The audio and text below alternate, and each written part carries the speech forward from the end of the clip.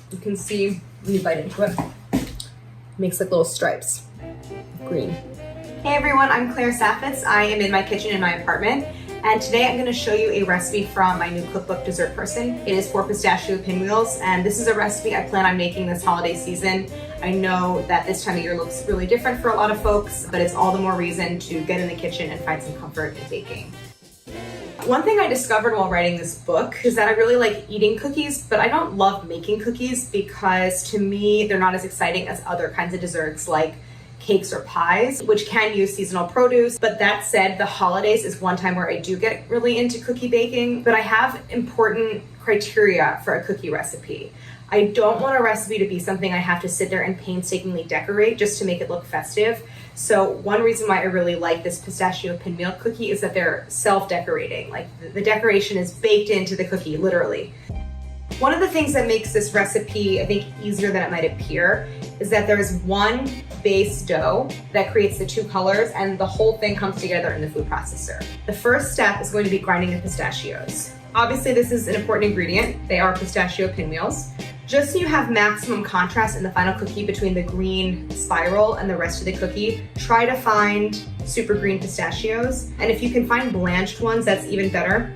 These pistachios are actually unblanched, so they have that papery skin on them. It's not that important, but the more skins you remove, the greener that spiral will be. All right, so into the food processor, and I'm gonna pulse it because I wanna grind them to a fine powder, but I do not wanna make pistachio butter. So the more finely ground you get your pistachios, the more even that green layer will be. Okay, so this looks good. And now I'm gonna build the rest of the dough. So the first thing that goes in is some room temperature butter and then powdered sugar. So that goes right in. And also, because we're using the food processor, you don't have to sift it. It's fine if there's lumps, those will all smooth out. Now the first thing is to process this together until the mixture is light and creamy and a little fluffy. I remember as a kid, my mom would be baking something, and I just remember like eating the butter and sugar and being like, there is no more delicious thing in the world than butter and sugar mixed together. And I still stand by that. So now to this, we're gonna add 2 yolks. I'm also gonna add some almond extract. Almond extract is divisive. Some people hate it. I love it. If you don't like it, use vanilla. If you don't want to use vanilla, you could put a little like lemon zest in there.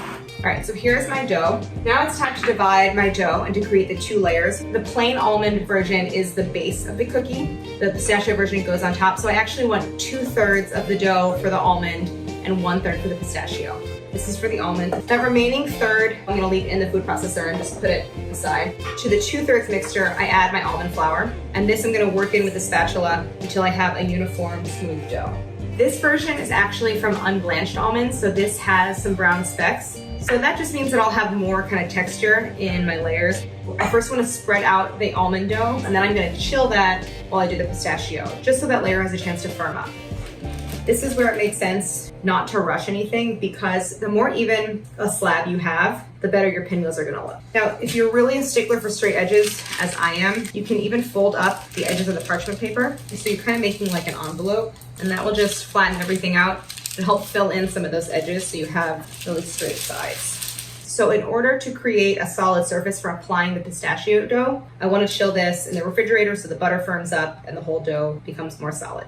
And now I'm going to finish making the pistachio dough. So the ground pistachios go in, and I'm going to pulse this until I have a nice uniform green color. Once you have the dough kind of forming like a little bit of a ball around the blade of the mixer, that's when you're basically there. When someone invents a food processor where nothing gets stuck, that'll be a great day. Basically what I do is take the pistachio dough and make dollops of it all around the surface of the almond. I'm gonna go right to the edges on the short sides, but I'm gonna leave a little bit of a lip on the longer sides. Even though it's the same dough, that just helps make a nicer looking spiral. I think this is good. The last thing to do is to roll this up. I say like a jelly roll. I don't know if that's a meaningful reference for people because I don't know who makes jelly rolls anymore, but basically you just roll it into a spiral. You coax the dough to fold onto itself, take this little folded edge of parchment and hover it above the dough and kind of pull it away from me so it's horizontal with the surface. Now I'm gonna roll the entire thing in the parchment paper. I take the side furthest from me, I actually fold it up and over. And now I've sealed that longer edge. I want to show you a great trick for getting a very round log of dough. I'm pulling one end down and around toward me, and then take any kind of long straight edge. This is a tool for chocolate work. I don't know why I bought it. I don't really do chocolate work, but it is convenient to have. And you're going to angle this down and into that crease, and I'm going to push toward the dough. This is eliminating air pockets. It is applying a little bit of pressure, and now I have something very, very round. And this has to chill before I can slice it. Okay, so I actually have a swap that I'm going to show you of an already chilled log of dough. And the only reason I'm telling you that is because that is the version where I went and peeled the pistachios. It took me like an hour. And actually looking at the version that I just put in, that was slightly darker, I kind of like that color better. So I'm just saying it right now, there is really no point in peeling your pistachios. It's super, super solid. This has been actually in the freezer because I made it a couple days ago, and then I let it thaw overnight in the fridge. And one reason why I love slice and bake is because like then the whole thing is ready to go and you make a bunch of cookies. The last step before I slice is to coat the entire exterior of the log in some demerara sugar. And sometimes when I do a slice and bake cookie, I'll coat the exterior in a little egg wash to get the sugar to stick, but I don't have any problems getting the sugar to adhere to this dough. So this gives it a little extra sweetness, obviously, a little nice crunch, and also kind of a sparkly border, which is really nice. All right, so that looks good. It's well coated. I'm just gonna slice off a really thin layer from the side, and that's to expose that green spiral, which you can see. When you're slicing the cookies, I have a couple of tips for keeping the shape round and even. I'm using a thin bladed, very sharp knife, because you don't want it to force itself down into the dough and separate it. The other tip is to constantly rotate the log as you cut, and that is to basically prevent any one side from flattening on the surface. So the more you kind of move the log around and cut, the more round it'll be. Wow, so this spiral is looking really, really nice. You can see how it's a little thinner in the middle and at the end, and that is because we basically like tapered off the thickness of that slab.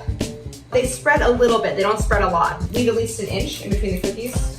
While I cut the other half, I'll probably just throw this in the fridge just so it doesn't warm up too much. And then I'm gonna cut the rest and we're gonna bake. It doesn't matter what temperature it is outside.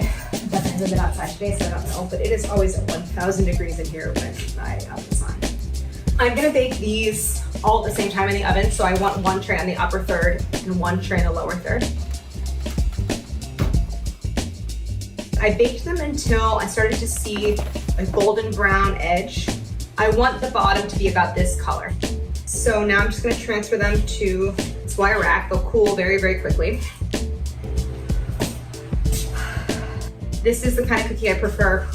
Buttery, tender, and also lovely in its flavor of almond and pistachio. I love that lovely like sablé texture, kind of dissolves in your mouth. They're really good fresh too. So I highly recommend this recipe for the holidays. It's freezable, you can make a lot at once. It has a beautiful built-in decoration, and even though the holidays are gonna be different this year, that's no reason not to get in the kitchen and bake something that makes you happy. So happy baking this holiday season, and I hope you give this a try.